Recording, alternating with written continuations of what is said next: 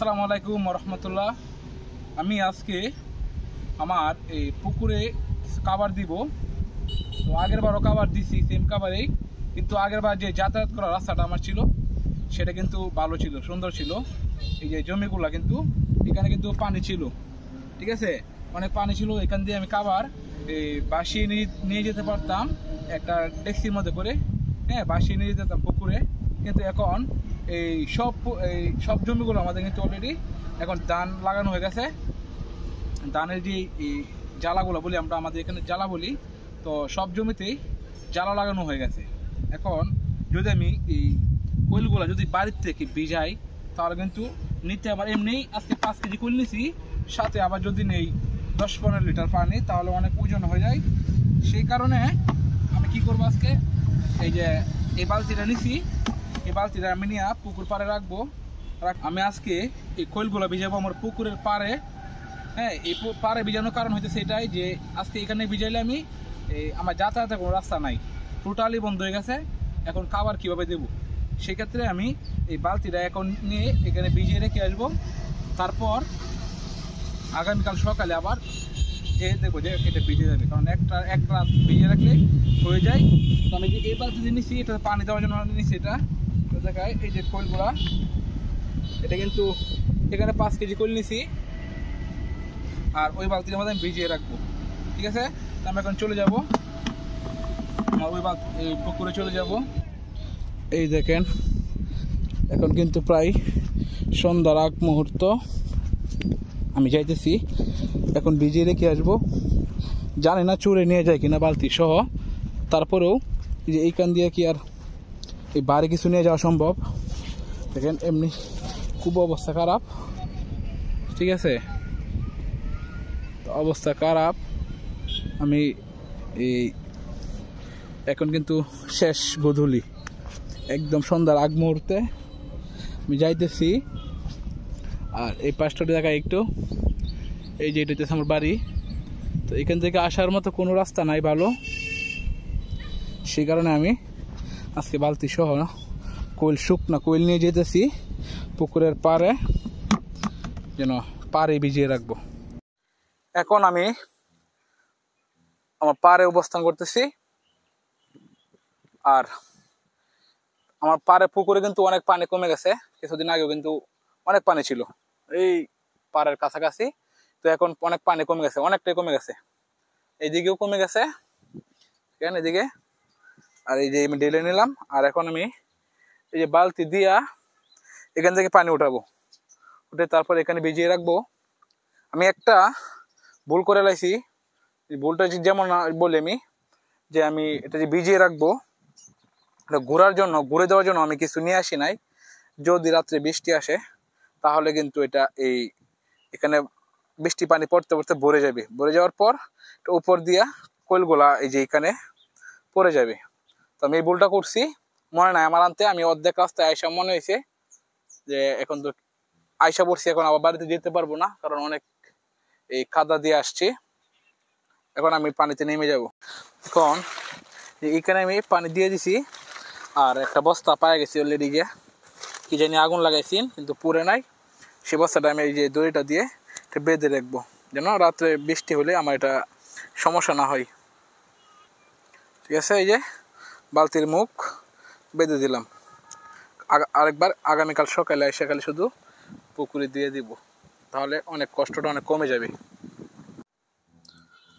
তো গতকাল আমি এখানে এই কোয়েলগুলো ভিজিয়ে রাখছিলাম, দেখি আজকে কি অবস্থা হয়েছে। ভিজিয়ে অনেক পানি দরকার, পানি হয়েছে না, যেহেতু কোয়েল বেশি দিছিলাম সে কারণে বালতি ভরে গেছে, পানি নাই। এই তলে পানি একদম ভিজে গেছে।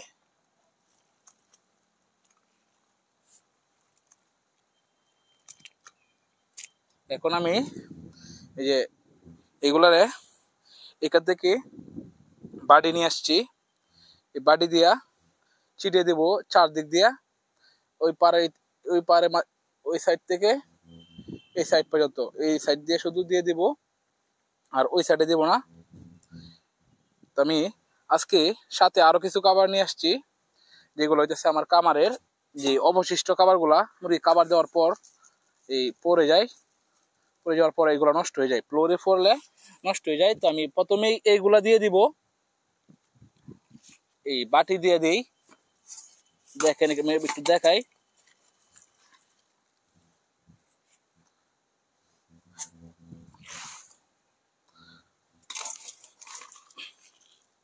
একটা কথা বলি, এই পুকুরে আমি যত টাকা ইনভেস্ট, আমার উপার্জন, আমার মানে যে টাকা আমি উপার্জন করি তার প্রায় 70% টাকা আমি এখানে ইনভেস্ট করতেছি। সেই কারণে এই পুকুরটার মধ্যে আমি বেশি আসি, কারণ এখানে মাছ দিছি বাংলা মাছ, আর বাংলা মাছকে বেশি বেশি খাবার দিতে হয়। আর আমার আরেকটা পুকুর আছে, যে পুকুরটা, এই পুকুরে কিন্তু এই পাঙ্গাস মাছ দিছি, ওইগুলার তেমন খাবার দিতে হয় না, শুধু কামারের লিটার দেই, তাতেই হয়ে যায়। এগুলা হইতেছে এক ধরনের ফিড, ঠিক আছে। এটা হইতেছে ভুট্টা, তারপরে সাথে সমিল অনেক কিছু আছে, কুড়ো। এটা আমি আজকে ঝাড়ু দিয়ে নিয়ে আসছি কামার থেকে, এটা প্রথমে দিয়ে দিব। তো যে ভুট্টার যে ফিড গুলা নিয়ে আসছিলাম, এই ভুট্টার ফিড গুলা দিয়ে দিছি। এখন আমি আমার এই খৈলগুলা ভালোভাবে মিশিয়ে একটু পানি দিব, পানি দিয়ে মিশিয়ে নিব, তারপর পুকুরে দিয়ে দিব। আমার পুকুরে কিন্তু অনেক পানি হয়েছিল, কিছুদিন আগে পানি আসিল, এখন কিন্তু পানি শুকায় গেছে। দেখাই দিচ্ছি যেটা, এই যে আমি পানি দিয়া ভালোভাবে মিশিয়ে নিলাম। এই যে বাটি, এখন বাটি নিব, বাটি দিয়া এভাবে এভাবে ছিটিয়ে দিব। এক বাটি নিব, এভাবে ছিটিয়ে দিব। আর একটা কথা বলি, যারা খামারে এই পুকুরে মাছ চাষ করে তারা কিন্তু শুধু এই খৈল আর ফিড দিয়ে মাছ করলে তেমন লাভবান হওয়া যাবে না, কারণ মাছকে এত তুলা খাবার দিলেও হবে না, তার পাশাপাশি দিতে হবে যে আমাদের খামারের যে লিটারগুলা, এগুলো কিন্তু মাছে ভালো খায়, অনেক বেশি লাভবান হওয়া যায়, কারণ আমি লিটার দিয়ে বেশি মাছ করি। আমি এখন আজকে এই খৈল দিব, কিন্তু 1-2 দিনের ভিতরেই। আগে ওই দিক দিয়ে আনতাম, এখন কিন্তু এখানে সব এই জমি লাগা লাইছে, সেই কারণে আমি এখান দিয়ে নিয়ে আসবো। ওই যে এর সামনে এটা, এই যে এটা একটা এই পুকুর, এই পুকুর পাড় দিয়ে নিয়ে আসবো।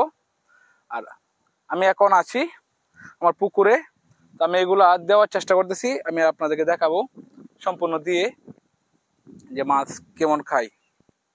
এই আজকে যেভাবে কোয়েল ভিজাইছি, তো প্রতিদিন আমি চেষ্টা করব যেন এইভাবে আমি কোয়েলগুলো ভিজাইতে পারি, কারণ এই বাড়ি থেকে কোয়েল ভিজিয়ে নিয়ে আসলে অনেক কষ্ট হয়, প্লাস আমার যে এই পুকুরে আসার যে রাস্তাটা সেটা কিন্তু নাই, আমি আসতে হয় আমার এই যে বন দিয়ে আসতে হয়, এই ক্ষেতের এই লাইল দিয়ে আসতে হয়, ঠিক আছে। তো সেক্ষেত্রে যদি ভিজা কোয়েল নিয়ে আসি তাহলে কিন্তু অনেক কষ্ট হয়ে যায়।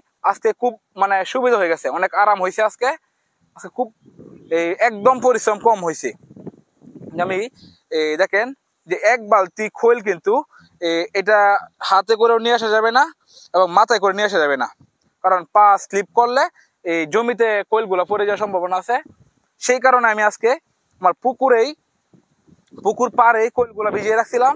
আলহামদুলিল্লাহ খুব সুবিধা হয়েছে আজকে আমার জন্য। তা আমি প্রতিবারেই এভাবেই খৈল ভিজাবো, পুকুরের পাড়ে খৈল ভিজাবো এবং পুকুরের পাড়ে দিয়ে দিব, তাহলে আমার জন্য সুবিধা হয়।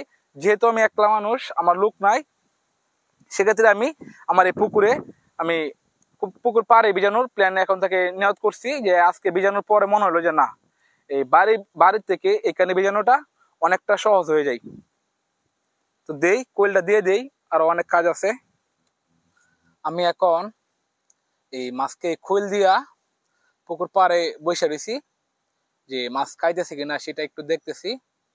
যেহেতু ওই পানির সাথে কোয়েল মিশিয়ে দিছি, তাহলে এই জায়গায় এক জায়গায় দিলে পুরো পুকুর এমনি এই মিশে যাবে, ঠিক আছে। তার একটা কথা বলি, বর্তমানে যে মাছ চাষ যেটা, সেটা কিন্তু আর আগের মতো নাই। যে আগের মানুষ কি করতো, এই গোবর, ঠিক আছে, কুড়া, আরো এগুলা দিয়া বছরের পর বছর মাছ চেড়ে রাখছে, যতটুকু বড় হয়। কিন্তু বর্তমানে আধুনিক যুগে কিন্তু মাছ এমন না, সর্বোচ্চ করে 3 মাসের একটা প্রজেক্ট। এখানে খৈল দিব, ফিড, ভুসি, মানে যত ভিটামিন খাবার আছে, ঠিক আছে, ট্যাবলেটের মাধ্যমে ভিটামিন পুকুরে দিয়েছে যেন তাড়াতাড়ি মাছ বড় হয়। সেক্ষেত্রে আমরা যদি চাই যে আগে আমার বাচ্চা ছাড়া যেভাবে এই গোবর দিয়া কুড়ো দিয়া মাছ মারাইছি, আমরা কিন্তু চাইলেও পারবো না। সে কারণে মানে যুগ যেভাবে চলতেছে আমাদেরকে ঠিক সেভাবে যাইতে হবে, না হলে কিন্তু আমরা এই মাছ চাষ করে লাভবান হতে পারবো না। বর্তমানে ভালো একটি ব্যবসা, এটা হচ্ছে মাছ চাষ। কিন্তু আমি গরিব মানুষ, আমার তেমন পুকুর বড়ও না। এখানে আমার পুকুর জায়গা আছে প্রায় 1.5 কানি, 35% 1 কানি, তাহলে আমার এখানে 1.5 কানি জায়গা আছে আর কি।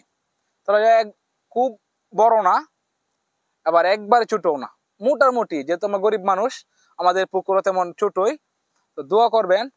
আমি একটা কথা আগে বলছি, আমার এই পুকুরে আমি যদি 100% টাকা ইনকামের মাঝে আমি 70% টাকা আমি এখানে ইনভেস্ট করতেছি। দোয়া করবেন আমি যেন এখান থেকে লাভবান হতে পারি এবং আমার এই ব্যবসায় আল্লাহ তাআলা বরকত দান করেন, আমি যেন হালাল পথে চলতে পারি। সবাই আমার জন্য দোয়া করবেন। আসসালামু আলাইকুম।